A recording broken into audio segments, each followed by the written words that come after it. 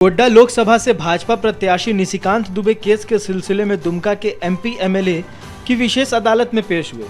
बुधवार को कुल 3 मामले में उनकी पेशी हुई, जिसमें से एक मामले में कोर्ट ने दोनों पक्षों में समझौता होने के बाद न्यायालय ने सांसद सहित सभी आरोपी को बरी कर दिया।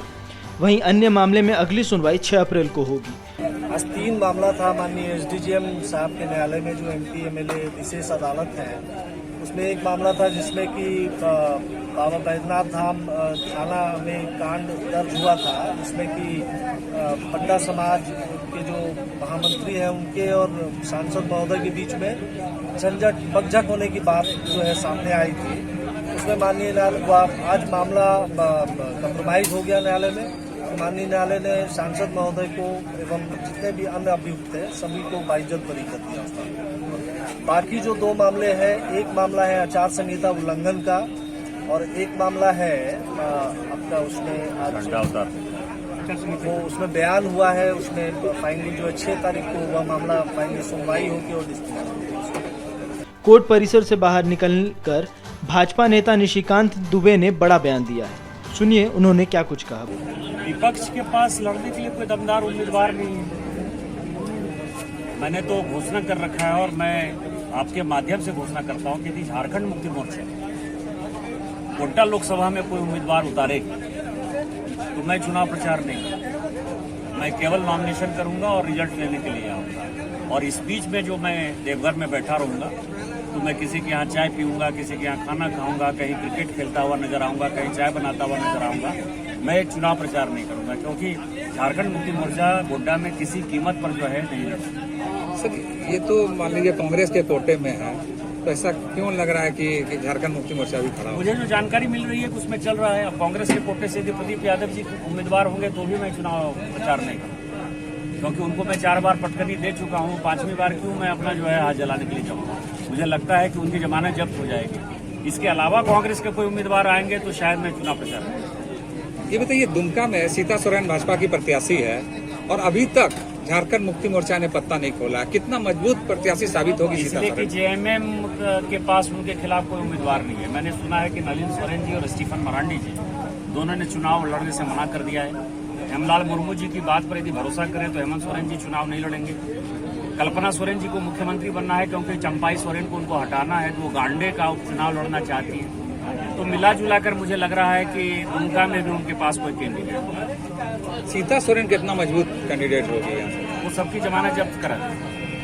एक कांग्रेस का एक ट्वीट आया है अभी थोड़ी देर पहले, उसमें कहा है कि 25 ऐसे उम्मीदवारों को बीजेपी ने टिकट दिया जिन पे केस ऑलरेडी चल रहा है या केस बंद हो चुके हैं, क्योंकि जो बीजेपी में आ रहे हैं उनको वॉशिंग मशीन की तरह साफ क्लीन चिट मिल जा रहा है। कांग्रेस के एमएलए तो मेरे यहाँ से हैं। बलात्कार का केस चल रहा है, यहीं पर इसी कोर्ट में चल रहा है। बलात्कारी को विधायक बनाते हो, बलात्कारी को टिकट देने का बात करते हो। कौन सा केस चल रहा है भैया? उसने तो ये ओपन प्रूफ था ना, जेल जाकर गया है। उसको विधायक दल का उपनेता बनाए हुए।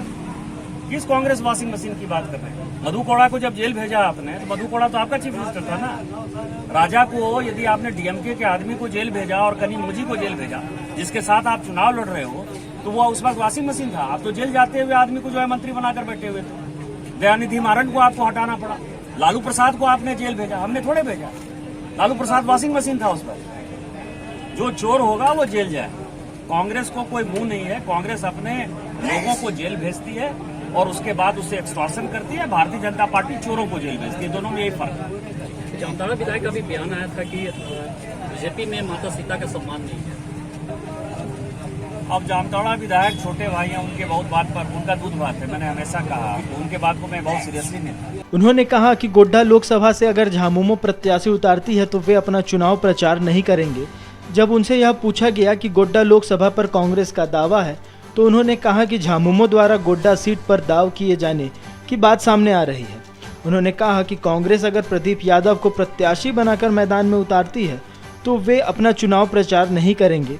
वे नॉमिनेशन के लिए गोड्डा जाएंगे, उसके बाद देवघर में बैठकर कहीं चाय पियेंगे तो कहीं खाना खाएंगे तो कहीं क्रिकेट खेलते नजर आएंगे। रिजल्ट लेने के लिए ही वे गोड्डा जाएंगे। उन्होंने कहा कि प्रदीप यादव को 4 बार पटकनी दे चुके हैं, 5वीं बार क्यों अपना हाथ जलाएं? उनका जमानत जब्त हो जाएगा। इसके अलावा अगर कांग्रेस किसी को प्रत्याशी बनाता है तो शायद वे अपना चुनाव प्रचार करेंगे। एक सवाल के जवाब में उन्होंने कहा कि दुमका से भाजपा प्रत्याशी सीता सोरेन के खिलाफ झामुमो को कोई प्रत्याशी नहीं मिल रहा है। यही वजह है कि अभी तक झामुमो द्वारा दुमका लोकसभा सीट से अपने प्रत्याशी के नाम की घोषणा नहीं की गई है। उन्होंने कहा कि ऐसी जानकारी मिल रही है कि नीलिन सोरेन और स्टीफन मरांडी ने दुमका से चुनाव लड़ने से इनकार कर दिया है। हेमलाल मुर्मू की माने तो हेमंत सोरेन यहाँ चुनाव नहीं लड़ेंगे। निशिकांत दुबे ने कहा कि कल्पना सोरेन को मुख्यमंत्री बनाना है क्योंकि चंपई सोरेन को हटाना है, इसलिए वे गांडे विधानसभा का उपचुनाव लड़ना चाहती हैं। दुमका में सीता सोरेन के खिलाफ जो भी प्रत्याशी होगा सभी का जमानत जब्त हो जाएगा। फिलहाल द न्यूज़ पोस्ट में इतना ही। दुमका से पंचम झा की रिपोर्ट।